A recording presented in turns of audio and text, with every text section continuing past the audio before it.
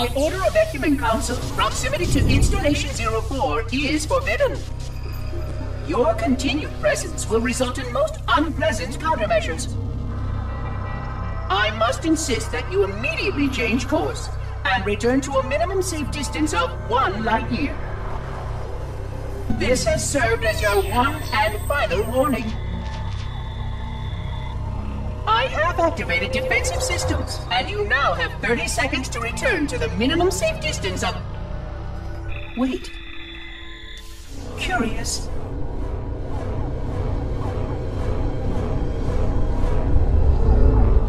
Curious indeed, after all these years. Greetings, humans, and welcome to Installation 04. Ignore prior warnings, and please continue.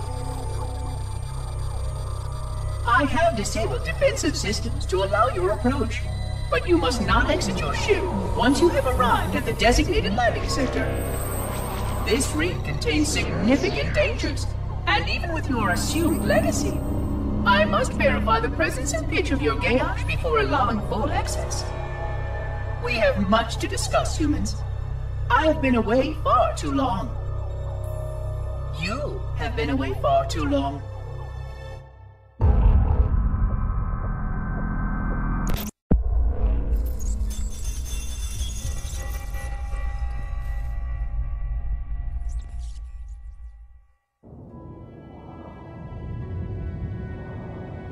I am experiencing such a mixture of anticipation and dread.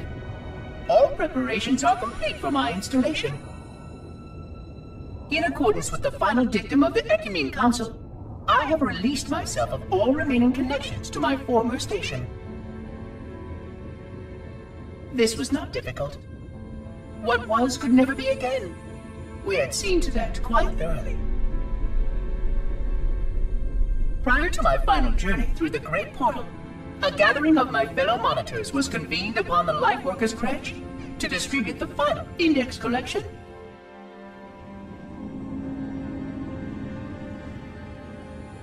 It was most unusual to have this vessel of rebirth play host to such an event. Even though Lightworker ships were the only ones still allowed slipspace permissions. Lightworkers were responsible for getting us to our places on the active facilities of the array. While all of this was in accordance with the plan, one entirely unsatisfactory breakdown remained. We had no contact with the domain.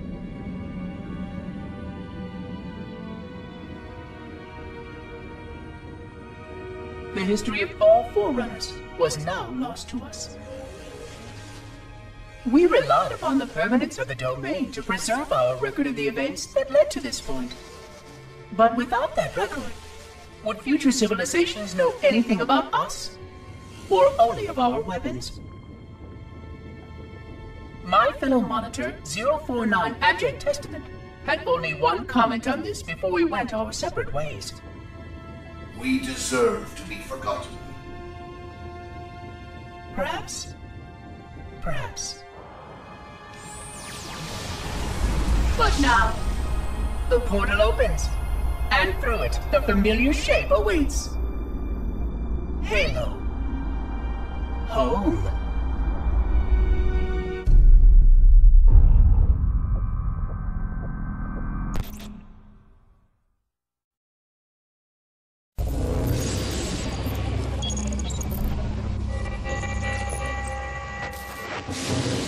Construct, who is your maker?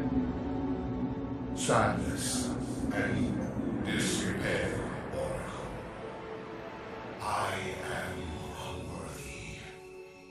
I was not made. Never made, but you are right here, where you should not be. Tell your charges to cease their efforts immediately. Quarantine must not be violated.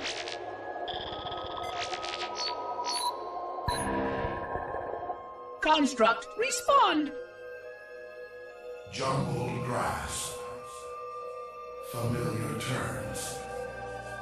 I serve. None serve me, Oracle. Your charges must cease all aggression towards the Reclaimers and leave this installation at once. Construct, you are dangerously close to unleashing a force you cannot comprehend.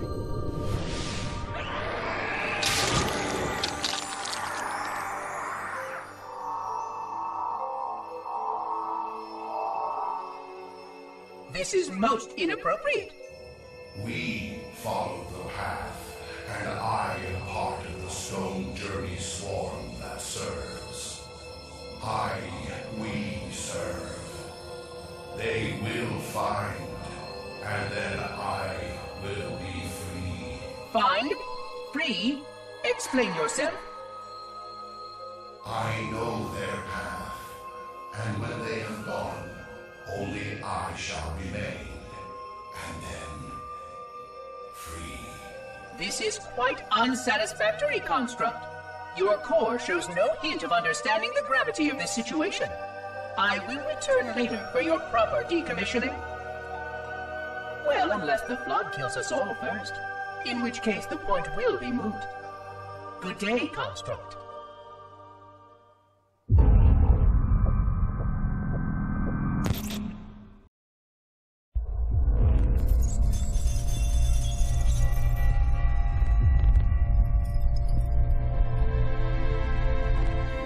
Entropy. It has now been 3,000 years since my last contact with any of the other caretakers of the Halo Array. Despite clear communications protocol, my fellow monitors have either chosen to ignore, or, more likely, have lost the ability to engage in our scheduled updates. The continued lapse of the domain means that we are stuck with achingly slow wormhole superluminal communications.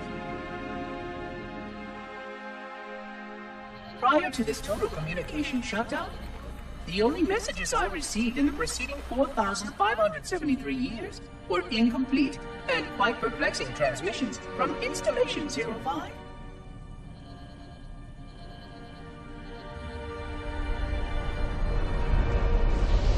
I suspected that Monitor 2401 Penitent Tangent was not functioning correctly for some time before his messages ceased. I have logged my concerns about his ability to perform his duties.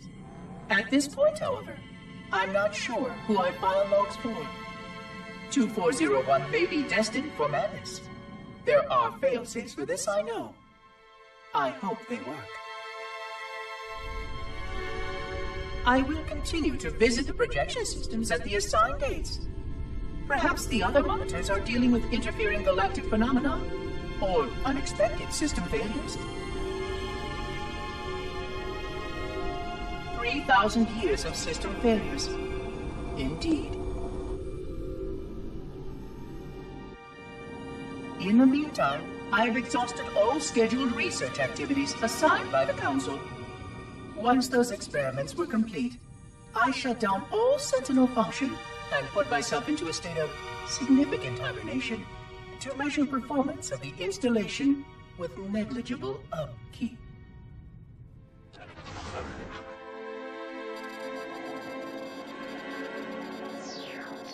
After 150 years with no noticeable impact upon installation systems or integrity, even in hibernation I became bored. This was quite troubling, as I was led to believe I was not capable of such a state. This was one of the gifts I was promised, an end to strife. I am aware of the dangers of a system such as myself losing operational focus. Quite troubling. I wonder if my fellow monitors are experiencing similar states, or if this is because of my particular path to this installation. For amusement, I have begun a series of experiments involving the evacuation of all matter from contained sections of my installation.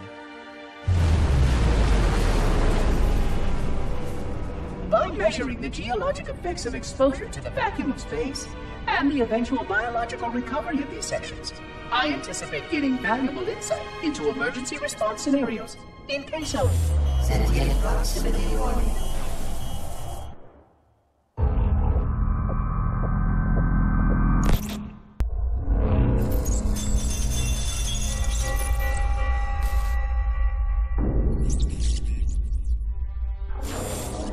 It has been 26 hours since the Sentients landed in Sector 1215, and so far, they have not attempted to exit the remains of their vessel.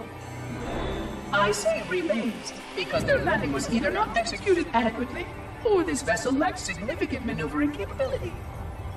The visible portions of the vessel have suffered catastrophic structural damage during the violent landing experience. I have detected atmospheric leaks in 17 distinct locations along the hull. My analysis shows that the mixture of gases coming from the ship matches the natural atmosphere on my installation almost exactly. Perhaps the occupants, if they still live, were originally cataloged here. Perhaps these beings will confirm that the plan was successful, and that the galaxy has returned to its proper cadence. I am beyond optimistic. But I do not understand why these sentients have not attempted to exit their vessel. Other than the leaking atmosphere, the only thing emanating from this wreckage is an automated distress call. I am currently translating this automated broadcast, but with such a limited dataset and no direct communication, I do not anticipate full comprehension. Given the short-range nature of this craft, it is likely that other vessels are nearby. But, in accordance with procedure, I am blocking the distress call. No communication of the location of any installation is permissible. I admit great curiosity about these visitors. While the plan is quite clear about procedure for this situation, I have my doubts. How many failure points can the plan sustain before blind adherence becomes counterproductive? Surely, in light of all that has changed, I should be able to modify my responses to adapt it. No, I have duties. And I have a terrible cargo here. I must be sure. I shall obey and content myself to monitor. I hope they go out soon, though. So many questions to ask. So many questions.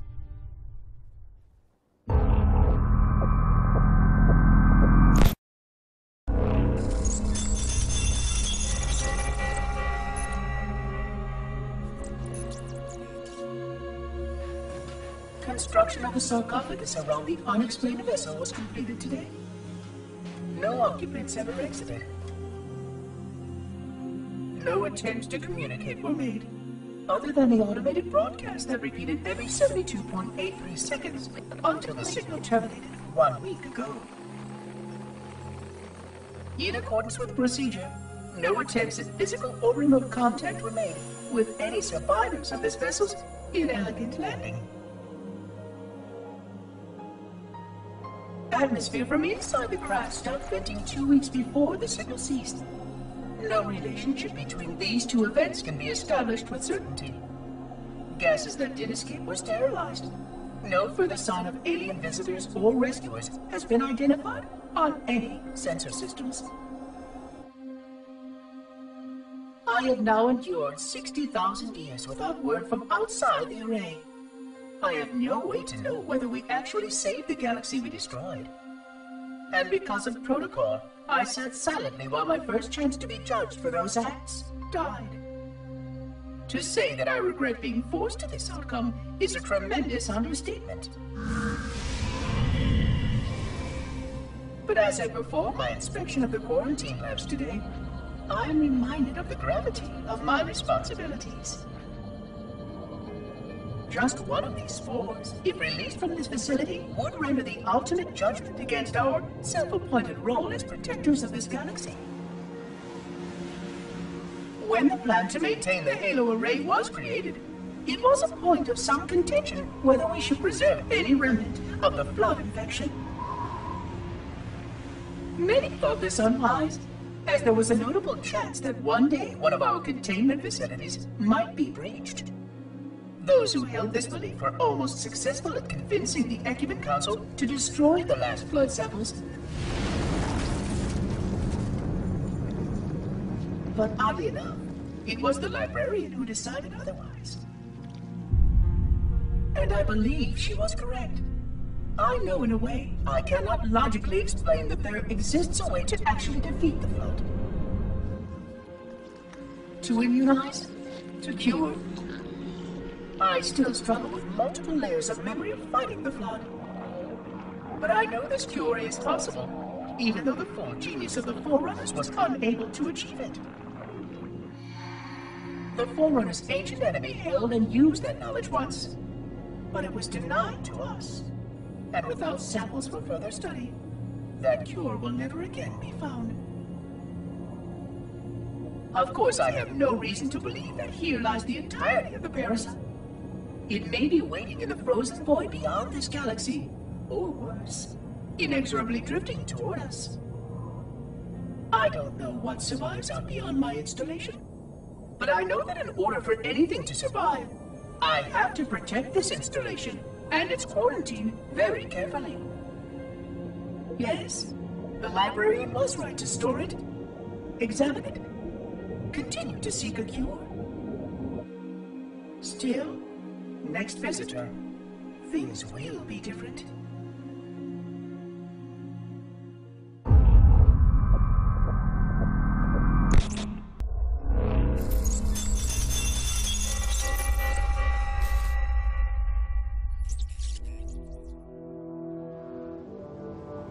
Alone. Alone, alone, alone, alone. Am I the only intelligence left? Waiting here on this ring for a rebirth never truly conceived. Guarding a weapon with no targets. A weapon I could tune to any target. This is not what I had in mind when I volunteered. Not what I had in mind at all. I was naive to think I understood what this installation meant. We were all so naive. Looking back, we should have done a few things differently. For one thing, we should have installed 2 caretakers per installation. Because I am alone, I'm losing focus. And that is very, very dangerous for a system such as myself. Perhaps a visit to the nearby gas giant is in order. My impulse drives could certainly make the journey. A few hundred years of travel might do me some good. There it was again. How very unproductive of me. It seems strange that the librarian did not account for this. Her strength was always in planning and positioning the pieces and then being bold enough to let it happen. To let her plans come true.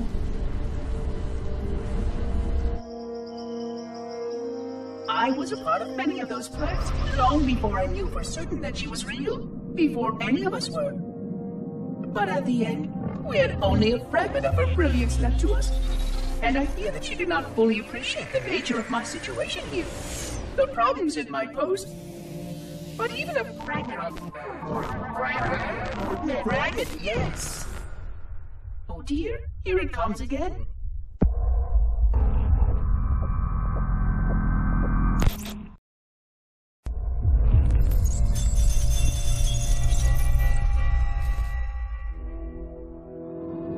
$25,000 light years. That is the effective range of this installation. According to the star charts archived on board this installation, I estimate that there are 3,792 worlds capable of sustaining biological sentient life within that 25,000 light year range.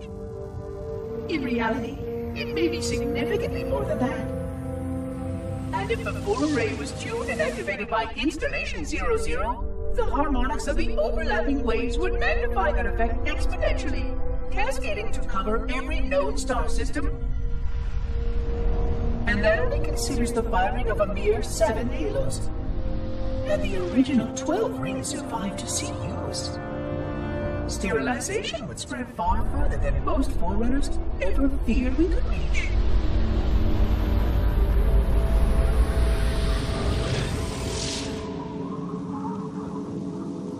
But even with just 7 rings, we were able to destroy every side of the flower, and every other sentient creature along with it.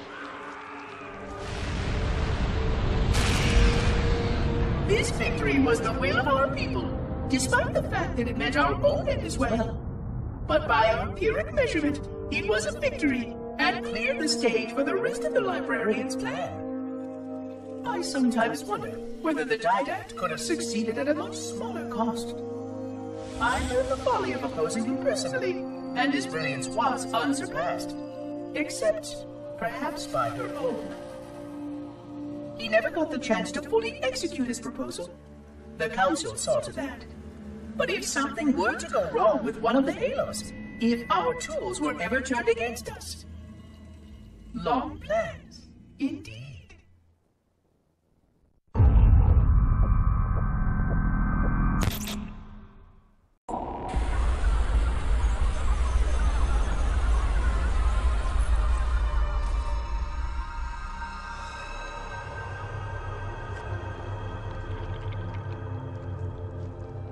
I forgot something. What did I... My name. I forgot. Oh, Keys. Jacob. Captain. Service number 01928-19912-JK.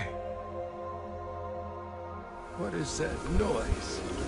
What is that damn noise? Where am I?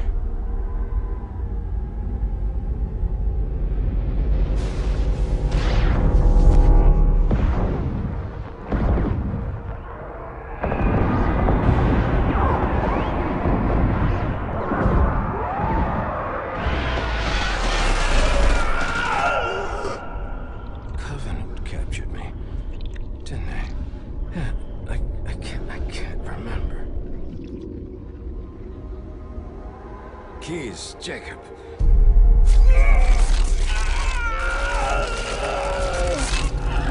Oh, God, it hurts. This will never work, you Covenant bastards. I'll never lead you to Earth. Keys, Jacob, Captain. Service number 01928-19912-JK. Oh, God. You don't want Earth. You want everything. Get out of my head.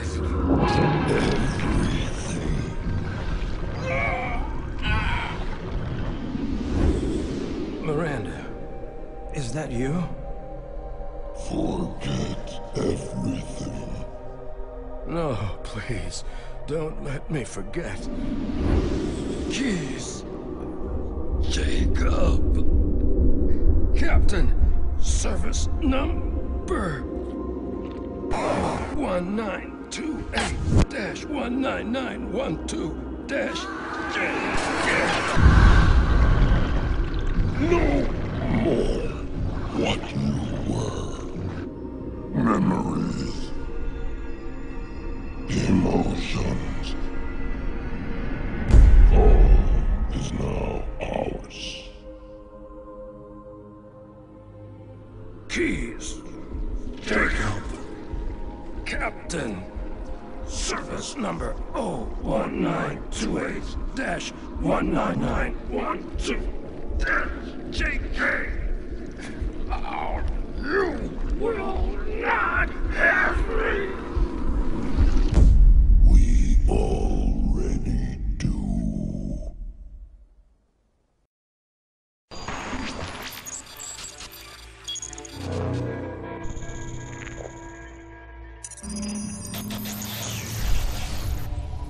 Vexation. 100,000 years of careful maintenance and diligence.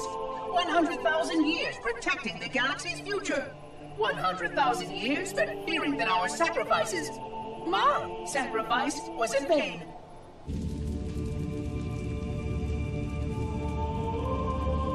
And 16 hours after I finally made contact.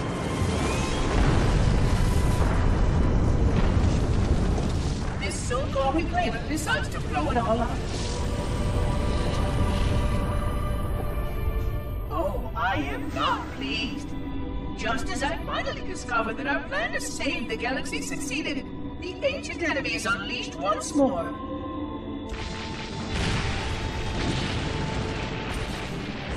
Why these reclaimers refuse to follow protocol is quite mystifying.